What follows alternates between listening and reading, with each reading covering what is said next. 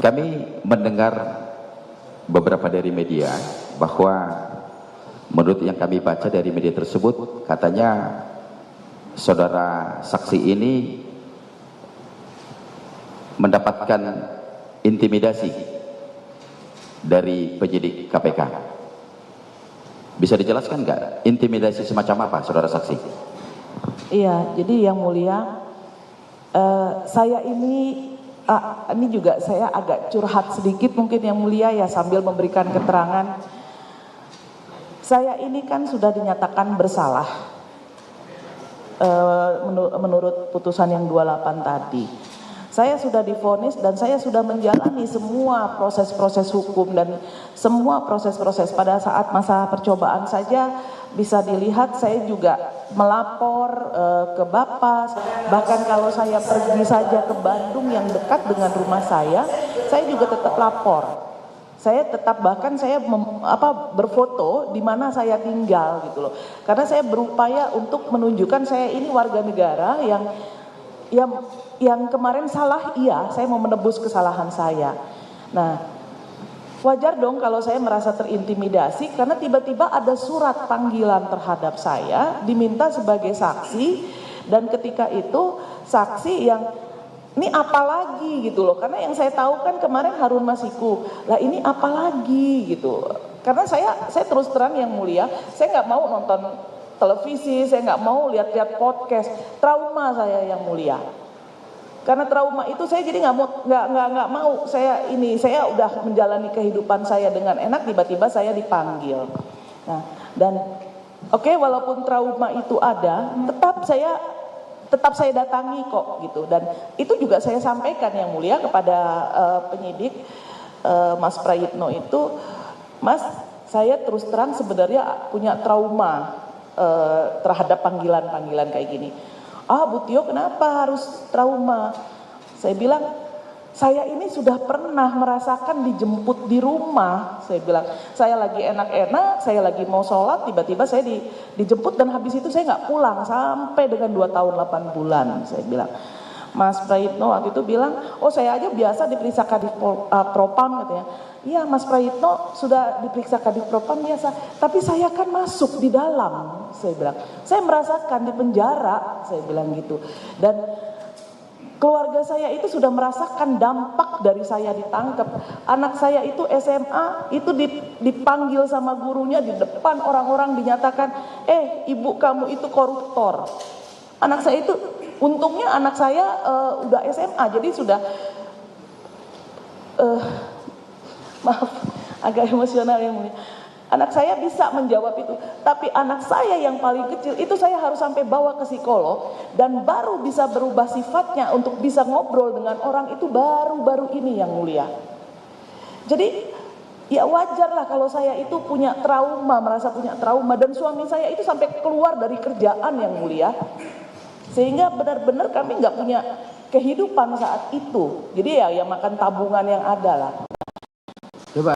Jadi maaf ya, tadi pertanyaannya kan soal intimidasi.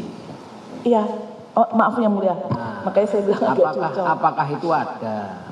Saya merasa terintimidasi, iya yang mulia. Iya. Tapi karena yang saudara sampaikan tadi kan soal trauma. Iya, kaitannya nanti ke sana karena abis dari cerita itu kemudian ada rangkaiannya yang mulia. Mohon maaf yang mulia. Boleh? Silakan. Baik. Iya. Habis itu yang mulia, akhirnya mulailah pertanyaan-pertanyaan, tapi masih baik. Mas Prayitno bertanya sama saya masih baik, tapi tiba-tiba di tengah ini ada orang yang masuk yang belakangan saya ketahui namanya Pak Rosa. Datang-datang dia langsung tanya sama saya, Hayat, tolong jelasin Hayat, katanya. Bahasanya seperti itu. Saya langsung tanya, mohon maaf Bang, saya manggilnya Abang ketika itu. Mohon maaf Bang Rosa, Hayat apa ya? Saya bilang gitu. Hayat, udahlah jelaskan Hayat apa Hayat. Saya tuh bingung. Saya bilang, Hayat apa? Saya tolong dikasih clue-nya deh, saya bilang gitu. Saya nggak ada bayangan saya tuh mengenai itu, nggak ada ingatan saya bilang di dalam itu. Terus dia langsung ngomong sama saya, udahlah ayo kita adu deh siapa yang lebih kuat katanya. Sampai berapa lama sih Bu Tio tuh bisa tahan katanya. Terus saya bilang, astagfirullah, lillahi ta'ala Ban, saya ini nggak ngerti itu hayat apa, tolong dikasih penjelasan kepada saya. Kalau saya tahu ya saya akan jelaskan, kalau saya mengerti saya akan jelaskan. Sampai saya ngomong, pada saat pemeriksaan saya yang waktu itu saya dijadikan tersangka, saya bilang, jaksa penuntut umum dan ketua Satgas menyatakan paling kooperatif itu saya loh, saya bilang gitu. Nah saya mesti menjawab apa kalau saya tidak tahu, saya bilang. Baik, Ya, gimana? Ya, jadi saya ya udahlah katanya dia. Sampai berapa lama sih Bu Tio bisa tahan? Lillahi ta'ala Bang, saya bilang. Saya ini sudah menjalani, kalau memang saya masuk lagi, karena begini, ada lagi satu yang bagi saya itu mengintimidasi saya. Saya dibilang, Bu Tio itu berapa lama hukumannya sih? Saya bilang vonis saya 4 tahun. Bu Tio itu penerima itu 4 tahun tuh ini cepet loh, itu ringan loh, itu 4 tahun katanya. Saya bilang, ya saya sih serahkan pada hakim. Kalau bagi saya 4 tahun itu tidak adil bagi saya, tapi ya hakim sudah mengatakan begitu, saya mau bilang apa? Terus dia bilang, bukan berarti Bu Tio nggak bisa lagi loh saya tambah hukumannya. Bu Tio tahu kan pasal 21? Ya saat itu sebenarnya saya nggak tahu pasal 21. Itu pasal 21 Bu Tio bisa saya kenain pasal 21. Dia bilang, ya sudahlah, saya bilang, saya ini saat ini sudah lillahi ta'ala, kalau memang saya masuk lagi berarti Allah menakdirkan saya masuk lagi, saya bilang. Itu benar-benar saya katakan begitu. Nah, kemudian dia keluar sambil mukul meja, dia keluar. Yang kemudian lembut sama saya itu Mas Praitno. Sudah Bu Tio mohon dimengerti saja, beliau itu punya pengalaman yang buruk kemarin waktu Bu Tio kasusnya yang lalu. Saya bilang, loh kalau soal trauma sama, saya kan udah cerita sama Mas, saya bilang saya juga punya trauma loh. Saya bilang, saya nggak menikmati uangnya, saya nggak ngerasain apa-apa, tapi saya yang hukumannya paling lama, saya bilang gitu. Tapi saya menjalaninya dan saya menunjukkan kooperatif saya terhadap KPK, saya datang loh sekarang ini, saya bilang gitu. Dalam kondisi saya yang sakit, yang sebenarnya saya nggak boleh, karena saya tahu di luar itu wartawan pasti akan berkerumun. Dan saya itu sebetulnya tidak boleh mendekati kerumunan yang banyak, karena saya posisinya gampang tertular penyakit. Dan kalau orang hanya 2 hari, saya itu bisa seminggu, bisa 10 hari. Dan efeknya itu, dan itu terjadi yang mulia. Karena habis itu, setelah pemeriksaan itu nggak lama kemudian, saya itu masuk UGD. Karena saya tidak bisa bangun, saya tidur, ketika saya bangun saya langsung pingsan. Itu terjadi berulang-ulang selama 2 hari, akhirnya saya masuk UGD. Saya harus dirawat, tapi karena uangnya saya persiapkan untuk keberangkatan saya berobat ke Cina, saya minta saya tolong kasih obat saja. Jadi saya diinfus, saya disuntik, saya berobat. Nah, pas pulang dari rumah sakit itu, malah yang di rumah saya ngasih tahu, Ibu ini ada surat dari saya nggak tahu nih dari JNE katanya. Saya terima suratnya, saya buka. Ternyata surat pencekalan yang mulia. Pencekalan dari KPK terhadap saya, dan yang paling lucu terhadap suami saya yang mulia. Suami saya itu kan tidak pernah dipanggil sebagai saksi, tiba-tiba dicekal. Nah saya itu sudah minta izin yang mulia untuk berobat, dan saya sudah diambil sumpah, tiba-tiba saya dicekal. Nah, saya jadi bingung, loh kalau gitu ngapain kemarin saya itu sudah sangat kooperatif, sudah ini. Saya kemudian ya tentunya yang mulia, saya melapor kepada saya menghubungi lawyer saya kembali, yang sebenarnya lawyer saya itu sudah saya putus. Kenapa saya putus? Karena itu permintaan waktu itu, bukan permintaan, itu anjuran dari penyidik. Karena saya dipertanyakan, kenapa Bu Tio didampingi sama penyidik, sama lawyer. Saya bilang, saya ini punya trauma, saya bilang. Nah, saya nggak ngerti masalah hukum, maka saya ingin ada orang yang. Terus Pak Rosa itu masuk lagi, sebelumnya udah masuk, terus dia tanya, dari PDI Perjuangan ya? Saya jawab iya. Karena yang terfikir oleh saya ketika saya dipanggil dan saya diskusi dengan suami, karena saya sudah menghubungi lawyer-lawyer saya yang lalu, bahkan yang bukan dari PDI Perjuangan sudah saya hubungi. Merekanya tidak bisa, saya nggak tahu apakah mereka tidak bisa karena takut atau mereka tidak bisa karena, tapi jawabannya mereka punya klien. Nah, sementara saya kan harus segera didampingi ya. Yang terfikir itu ya udah lawyer yang ada. Nah, tapi ternyata itu kemudian menjadi persoalan di dalam.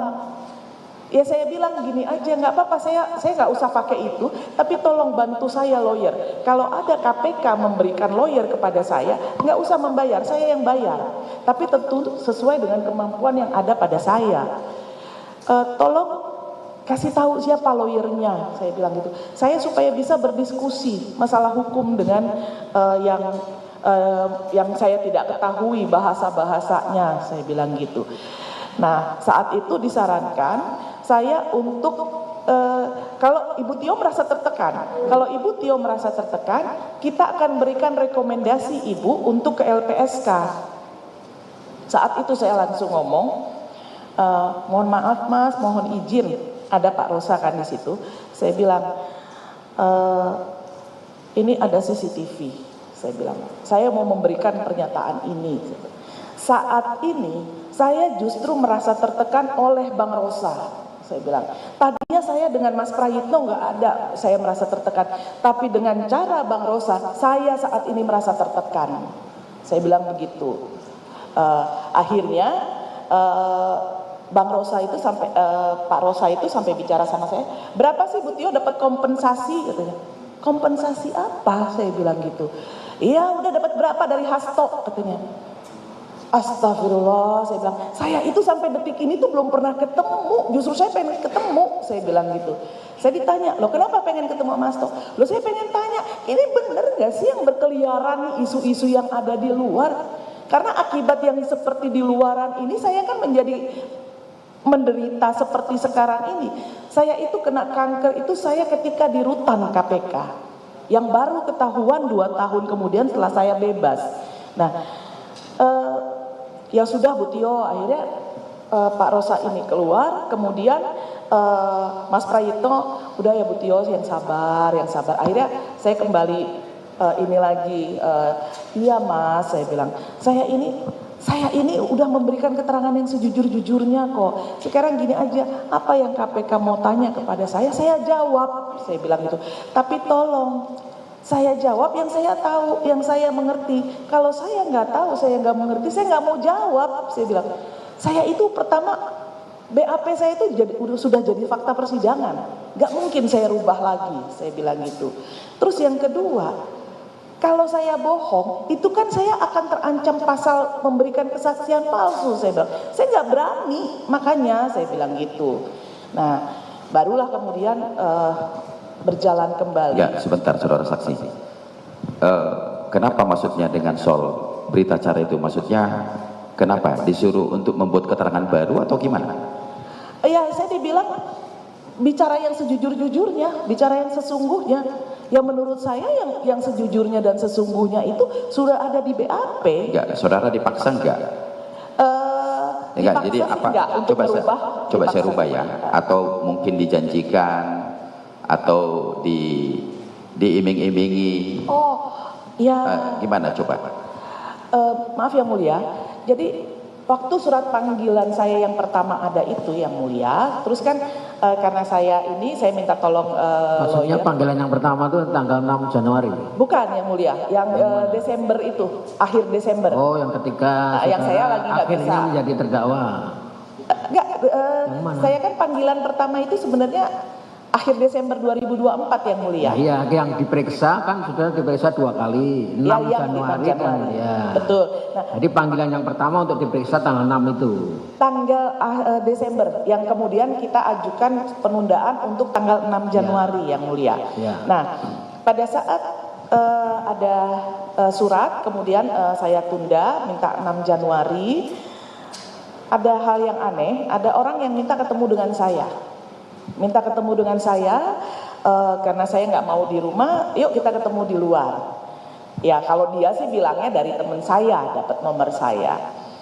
Ketika ketemu, dia kemudian bilang minta saya untuk bicara yang sesungguhnya, untuk bicara yang sejujurnya. Tapi kemudian ada iming-iming, ya dia bilang ada lah nanti tenang untuk ekonominya Bu Tio. Kita tahu kok Bu Tio itu kemarin di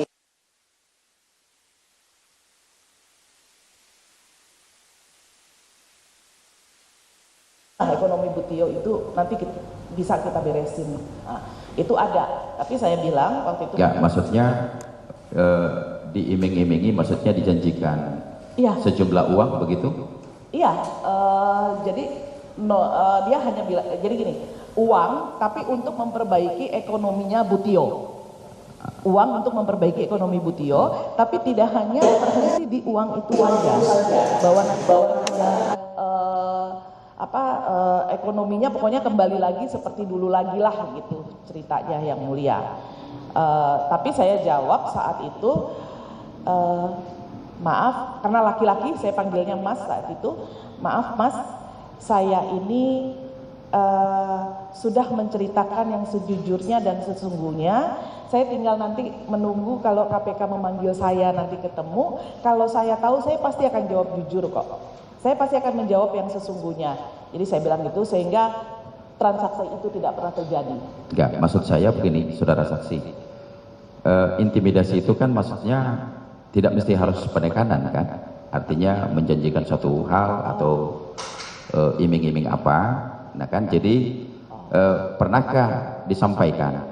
Pernahkah disampaikan? Kan katanya tadi bicaralah yang sejujurnya, ya kan? Sementara menurut keterangan saudara saksi, bicara yang sejujurnya itu adalah fakta di persidangan yang sudah ingkrah pada putusan itu.